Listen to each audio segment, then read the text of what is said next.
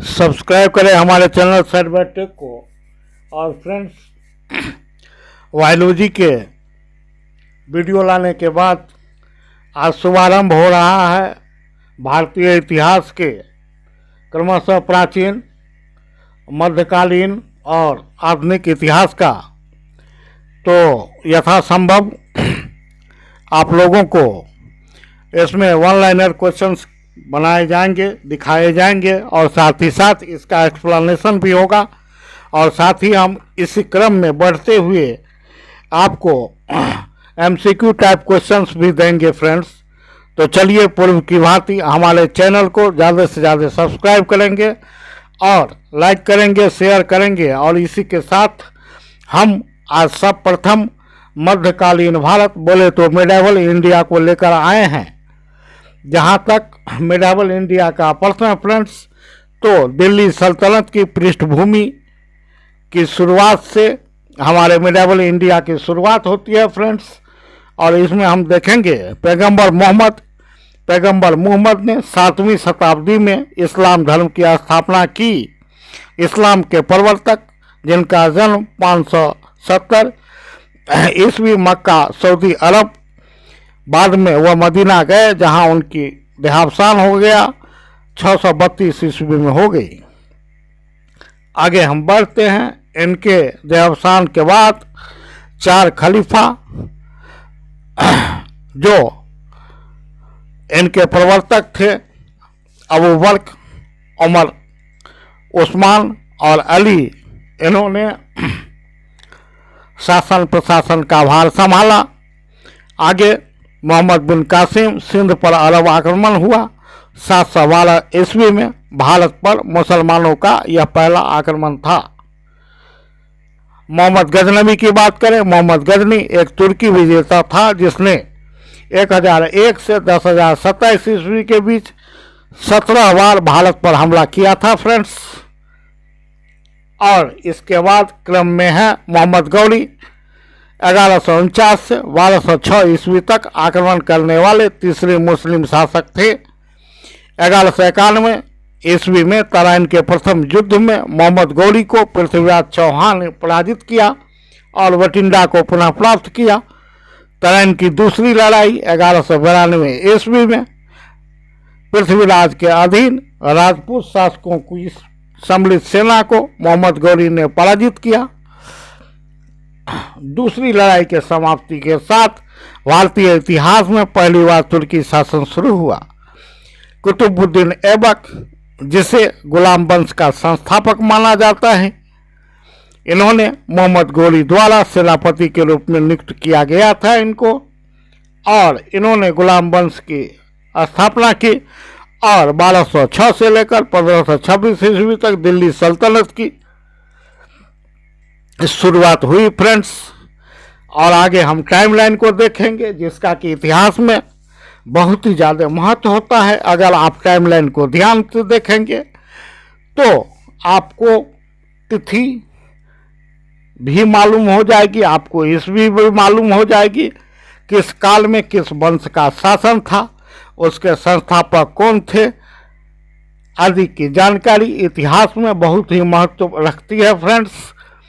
तो इसे आप क्रमशः देखते रहेंगे और देखने पर आपको पता लगेगा कि हम क्या पढ़ रहे हैं, क्या पढ़ना चाहिए, और किस काल में किस शासक ने हमारे भारत पर शासन किया, किस वंश का शासन था, उनके उपलब्धियों को हम जानेंगे फ्रेंड्स कि आखिर वे शासक के रूप में रहे तो उन्होंने हमारे भारत के लिए,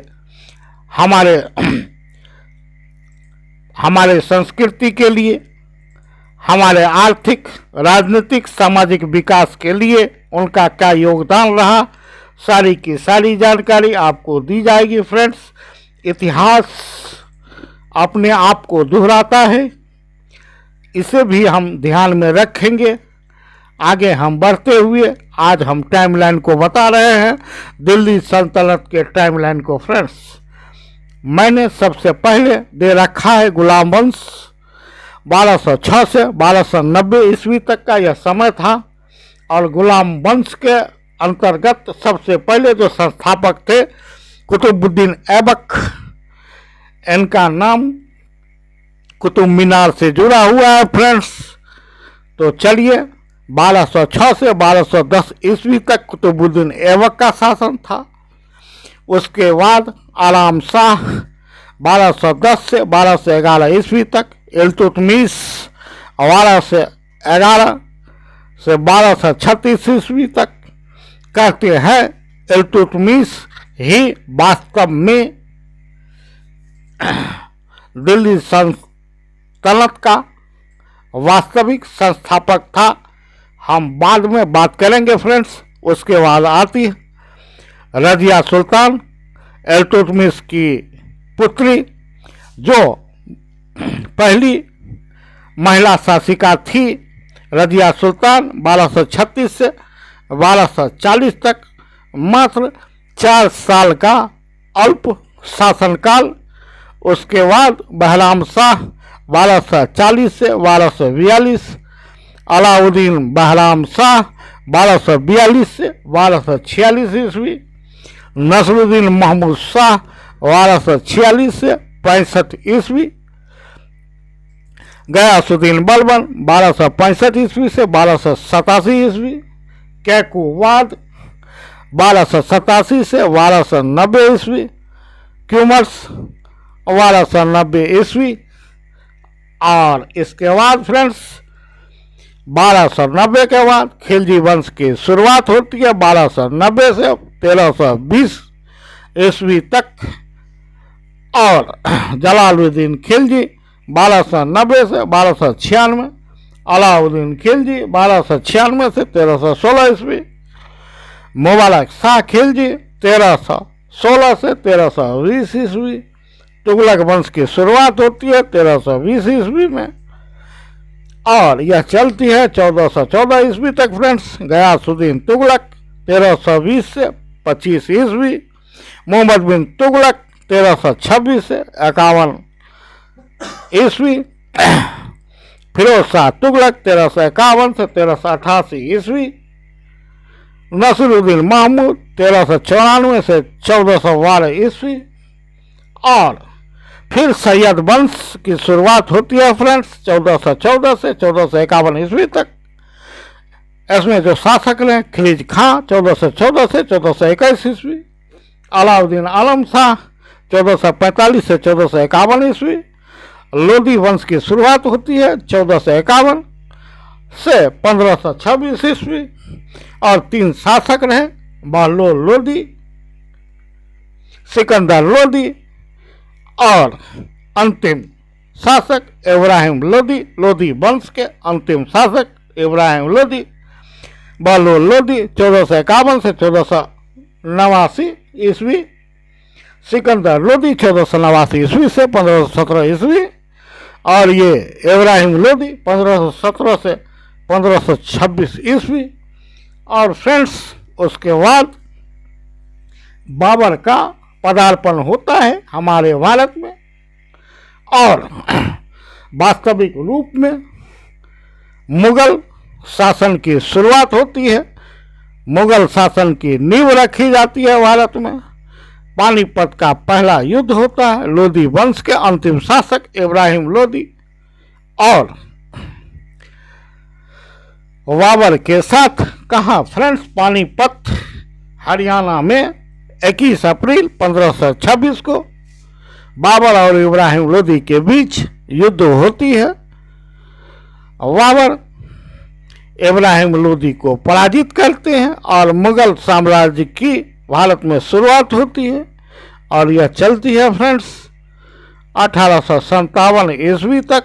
और 1857 ईस्वी में हम जानते हैं कि भारतीय इतिहास में पहला स्वतंत्रता संग्राम हुआ था, जो कतिपय लेखकों के द्वारा सफल माना जाता है, कुछ इतिहासकारों के द्वारा असफल भी माना जाता है, लेकिन यह शुरुआत थी गुलामी की बेड़ियों को काटने के लिए एक बड़ा प्रयत्न किया गया था।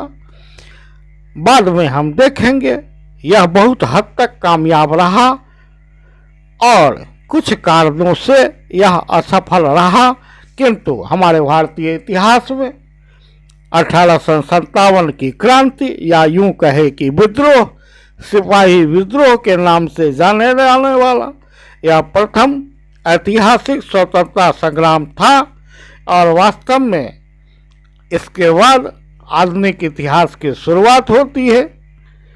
भारतीय राष्ट्रीय कांग्रेस की स्थापना होती है। अनेक हमारे जो महापुरुष हैं इस युद्ध के लिए वह अपने आप को समर्पित करते हैं। महात्मा गांधी, सुभाष चंद्र बोस, भगत सिंह, खुदीराम बोस, मोतीलाल नेहरू और डॉक्टर राजेंद्र प्रसाद और बहुत सारे ऐसे नेता थे, समाज के अग्रणी व्यक्ति थे, जिनके कर्तव्यपरायणता, देशभक्ति, कर्मठता, विद्वता के कारण अंततः अंग्रेजों की गुलामी से हमें आज़ादी मिली और हम पूर्ण भारत के नागरिक कहलाए, स्वतंत्र भारत के नागरिक कहलाए। और आज़ादी के बाद 15 अगस्त 1947 के बाद हम अपने भारत माता की गोद में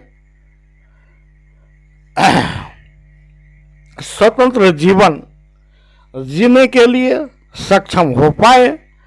तो फ्रेंड्स, यह इतिहास की एक कड़ी है और इस कड़ी में इतिहास के प्रत्येक पल को हम जीना चाहेंगे।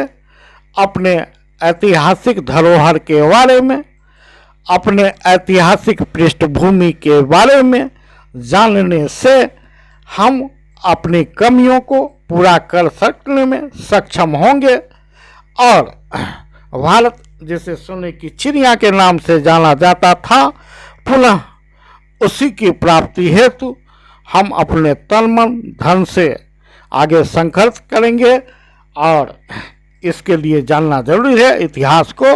तो आज मैं इतिहास की पृष्ठभूमि के साथ, दिल्ली सल्तनत की पृष्ठभूमि के साथ मैं आगाज कर रहा हूँ इतिहास का। तो फ्रेंड्स, आगे हम बढ़ेंगे, एक एक के बारे में जानकारी देंगे। गजनी के बारे में, खिलजी के बारे में, कुतुबुद्दीन ऐबक के बारे में, इब्राहिम लोदी के बारे में, बाबर के बारे में और मोहम्मद बिन तुगलक के बारे में। इनका क्या कंट्रीब्यूशन था, क्या ये हमारे देश के लिए अच्छे थे या बुरे थे, इन्होंने किन परंपराओं को की शुरुआत की। तो चलिए फ्रेंड्स, इसी के साथ कल के लिए इंतजार करेंगे आप हमारे विस्तृत अध्ययन का, जो मैं समझता हूँ आपके लिए काफ़ी ज़्यादा फायदेमंद होने वाला है। तो चलिए कल आगाज करेंगे हम अपने इतिहास के विस्तृत नॉलेज का, विस्तृत जानकारी का। आप इंतजार करेंगे ठीक इसी वक्त। Good night, thanks for watching.